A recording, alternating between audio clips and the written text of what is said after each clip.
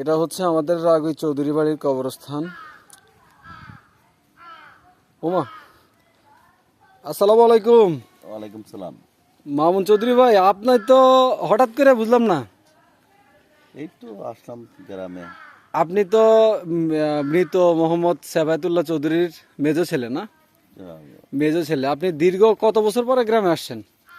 দীর্ঘ তোমার 18 সালে আসছি, 7-8 বছর হবে।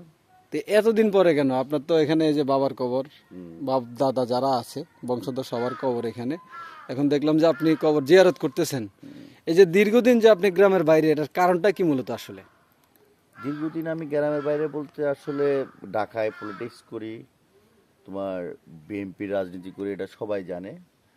আর মামলা হামলা, অনেকগুলো মামলা খেয়েছে, গ্রামেও পুলিশ এসেছে, বহু পুলিশ বা বহুবার পুলিশ আসছে মামলার তদন্তের জন্য। এই জন্যে আসলে মূলত আসা হয় না। দীর্ঘদিন জেলেও খেটেছি, 7বারের মতো অ্যারেস্ট হয়েছি। আর কি আর বলবো, এই বাড়িতে আসা হয় না, বাবার কবর জিয়ারত করতে আসছি, দাদা দাদি জ্যাঠা জেঠি সব বংশধর আছে। হঠাৎ আসলাম, না নানি মারা গেছে, সেই সব করে আসছি দেশে। তাইলে মূলত আপনার গ্রামে আসার ব্যাপারে যে গ্যাপটা ছিল, এটা মূলত রাজনৈতিক কারণে। রাজনীতি রাজনৈতিক কারণে আপনি দীর্ঘদিন জেল খাটছেন বিএনপি রাজনীতি করার কারণে। আপনার বিরুদ্ধে কয়টা মামলা হয়েছিল বিগত সরকারের আমলে? বিগত সরকার আমলে আমার বিরুদ্ধে মামলা হয়েছে 39টা। 39টা মামলা। 39টা মামলা, 3 মামলা সবগুলাই কি 8 বছর গায়েবী? 6 মাস হবে। সবগুলোই গায়েবী মামলা, মিথ্যে মামলা। মিথ্যা মামলা, তারপরেও সাজা খাটতে হয়েছে আপনাকে। হ্যাঁ, 8 বছর 6 মাস আমাকে এখন সাজা আপনার দিয়েছে। রাজনৈতিক যে পরিচয়টা, এটা একটু বলবেন। আমি বাংলাদেশ জাতীয়তাবাদী দল করি, যুব দল করি। আগামী তো দেখা যাক কি কোথায় হয়। আছেন, কোন ইউনিটে? কোনো ইউনিটি না, আমি গুলশানে 2-এ রাজনীতি করি, গুলশান থানা যুব দল।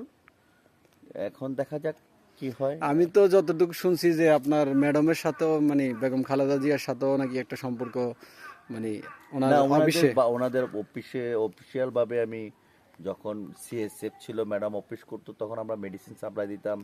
সেই হিসাবে আমার একটা ও যাতায়াত ও ইয়ে টিয়ে এগুলো আছে আর কি, সক্ষতা আছে। রাজনীতি নিয়ে আপনার ভবিষ্যৎ পরিকল্পনা কি? ভবিষ্যৎ পরিকল্পনা হলো সমাজ কীভাবে পরিবর্তন করা যায়, আর আমার মতো কেউ যেন ভবিষ্যতে কোনো দল বা কোনো জায়গায় কেউ যেন বৈষম্যের শিকার না হয়, মিথ্যে মামলা যেন না খায়। এটাই আমার ভবিষ্যৎ পরিকল্পনা। আশা করি সমাজ কীভাবে ডেভেলপ করা যায়, সমাজের মানুষের কীভাবে মূল্যায়ন, ভালো কাজ করা যায়, সেই চিন্তা ভাবনা আমার ভিতরে। আরেকটা জিনিস, আপনাদের এই চৌধুরী বাড়িতে ম্যাক্সিমাম অনেকেই টাকা পয়সার মালিক আছে, আমি যতটুকু জানি। ওনারা টাকা পয়সার মালিক হওয়ার পরে গ্রামে খুব একটা বেশি আসে না।